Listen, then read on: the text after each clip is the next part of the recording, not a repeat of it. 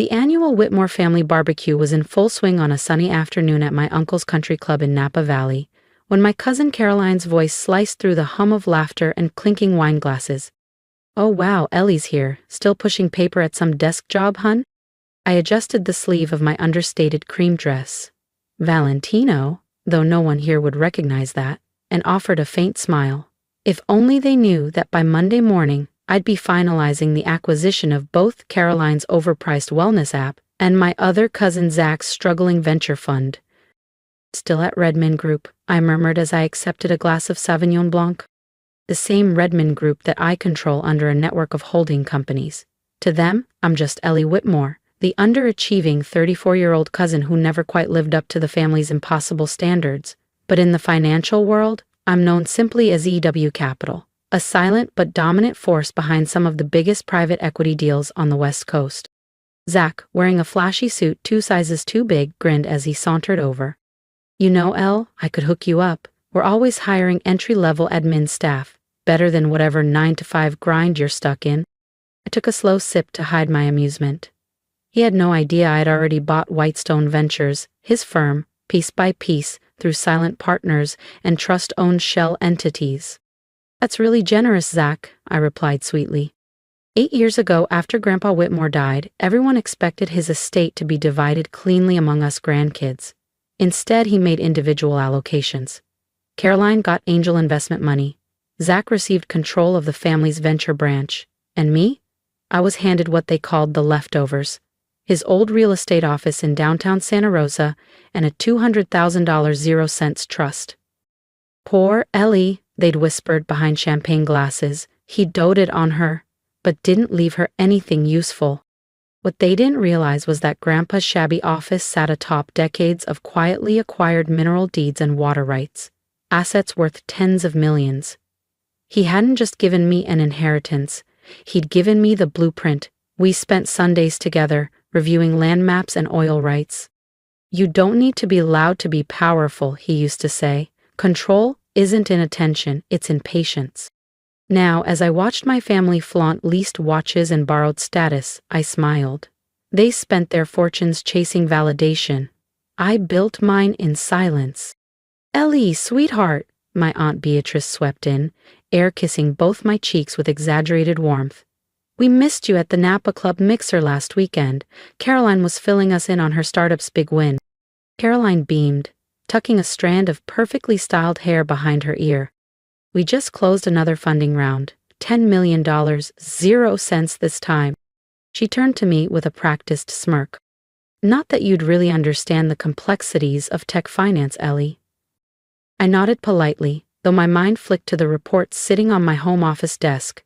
Caroline Tech had posted 3 consecutive quarters of losses. That latest $10 million, 0 cents, wasn't a victory, it was a lifeline. And she'd find out soon enough that the silent investor keeping her company afloat was me. "Sounds exciting," I said smoothly. Before she could bask too long, Zach butted in. "Whitestone Ventures just acquired 3 new AI startups. We're projecting billion-dollar returns within the year."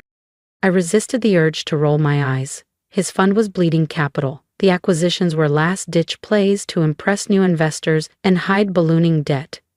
That's what made my stealthy acquisition of Whitestone so seamless. Desperation makes people sloppy. "How wonderful for you both," I said sincerely, more than they'd ever realize. My cousin Reed, who dubbed himself the family's financial prodigy, sauntered over with a condescending grin. "Still pushing papers at Redmond Group, Ellie?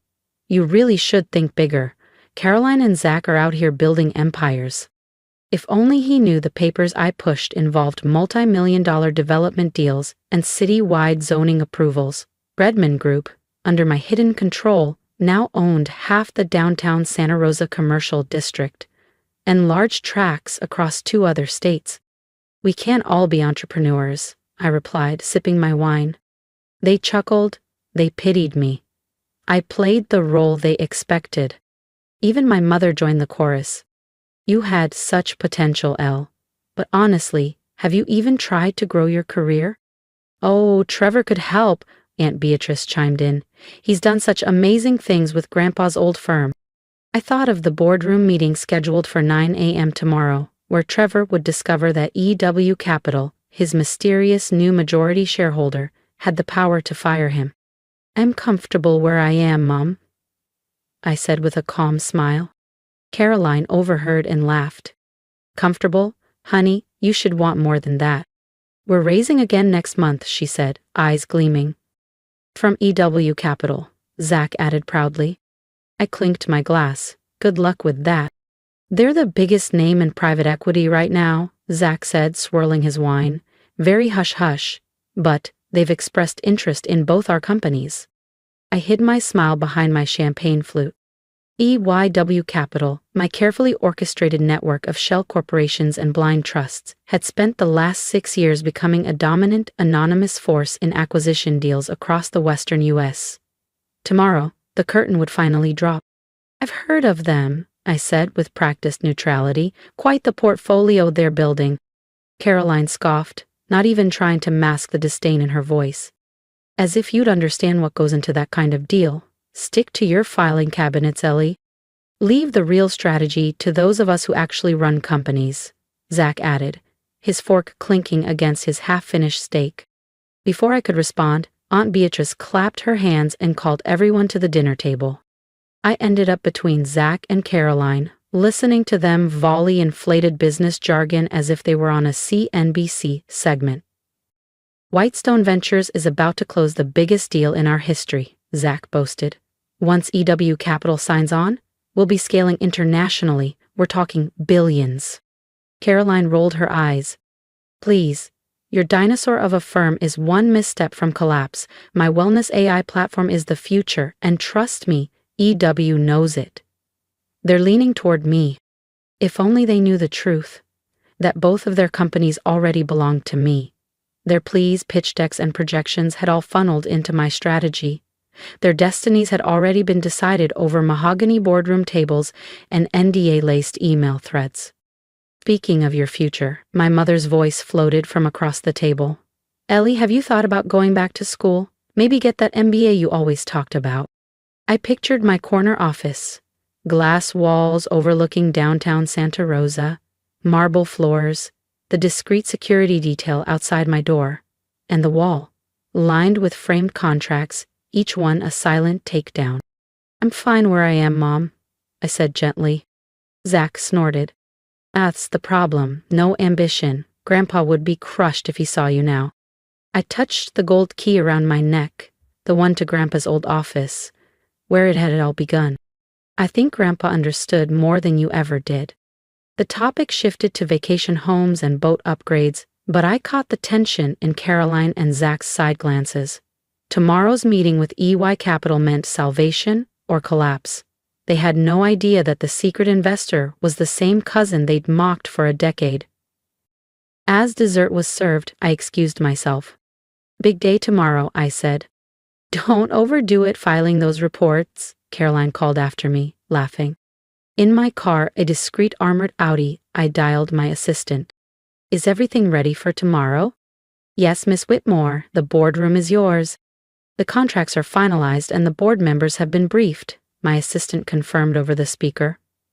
"Your cousins won't know what hit them."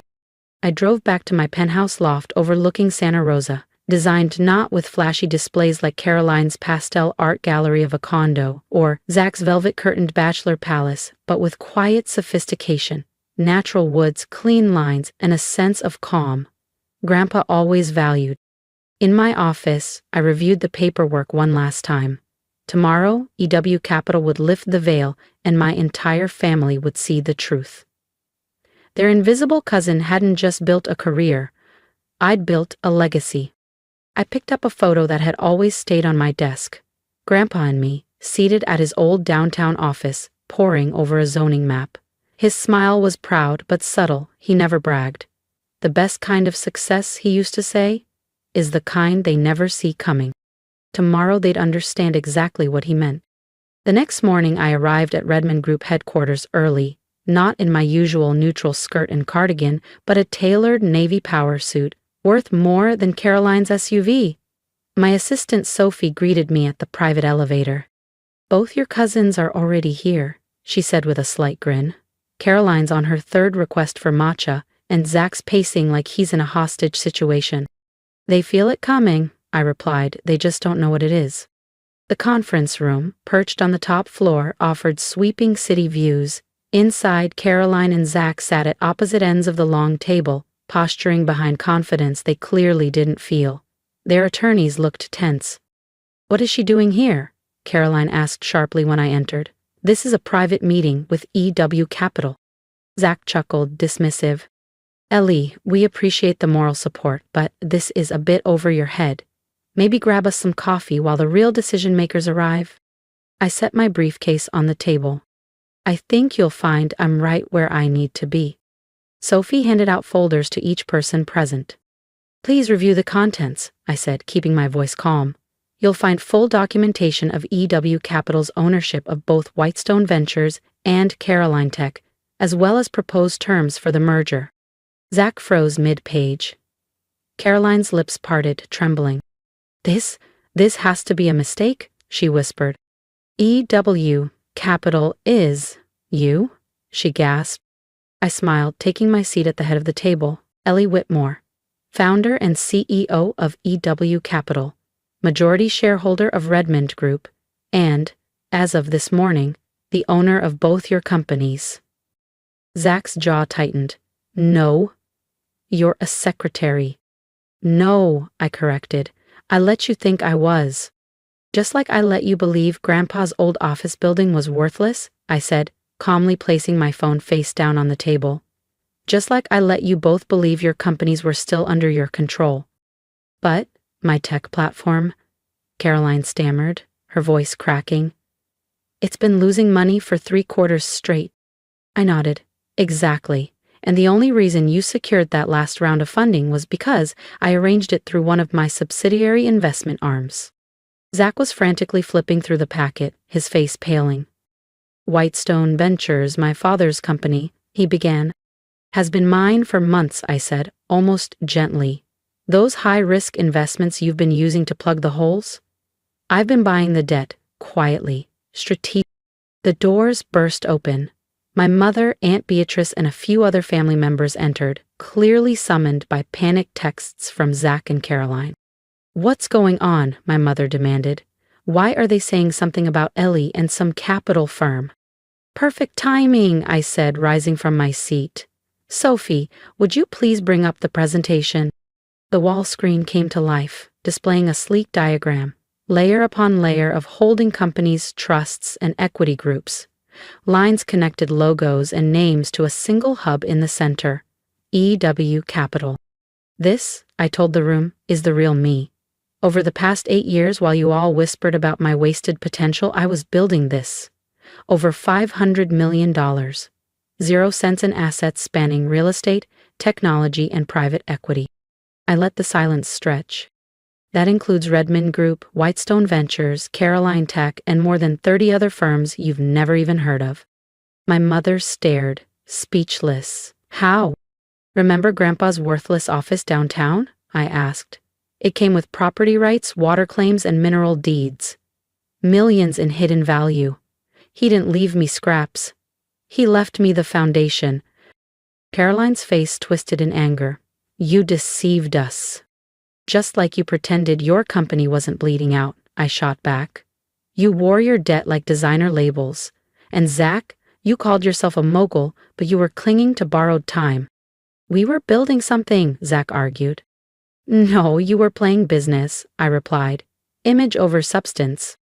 I turned to the legal team.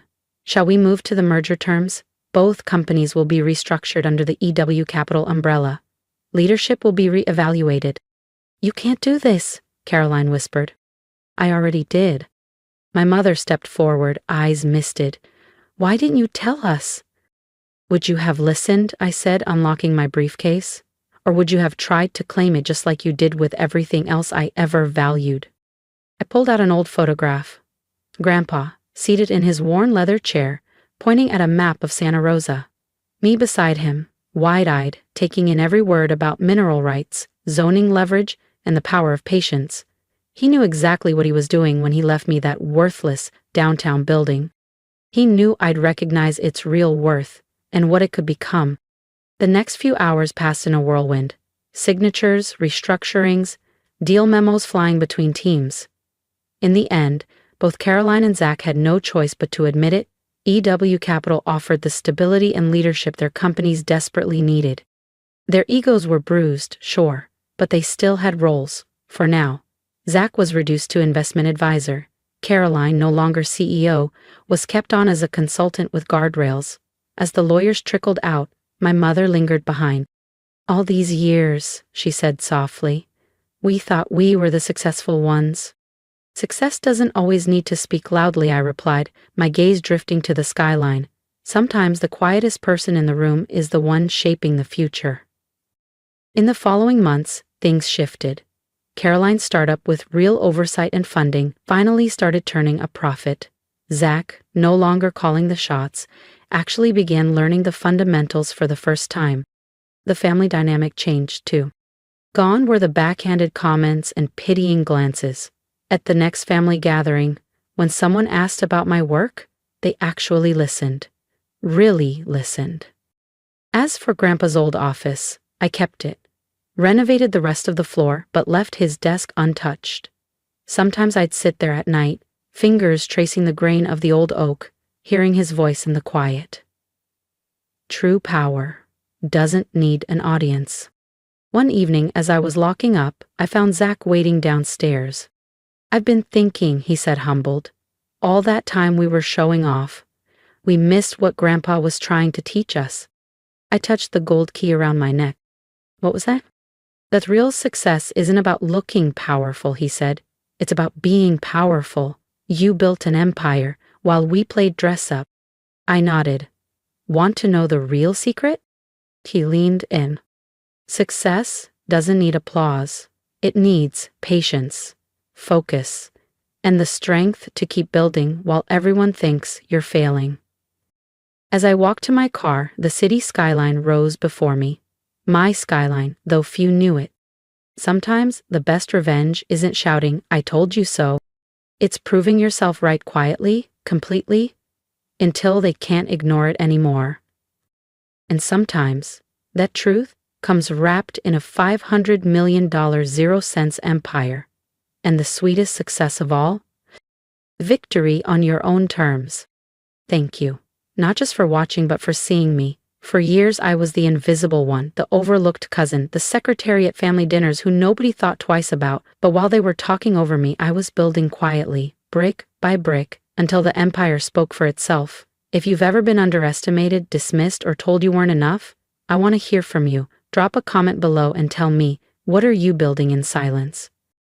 And if my journey resonated with you, hit that subscribe button. Not for the drama, but for the reminder that true success doesn't need permission or applause. It just needs persistence. Here's what I've learned. You don't need to explain your dreams to people who laugh at them. You don't need to shout to make an impact. What you do need is vision, patience, and the courage to keep going even when no one is watching. Because one day, those same people who doubted you will have no choice but to recognize what you've become.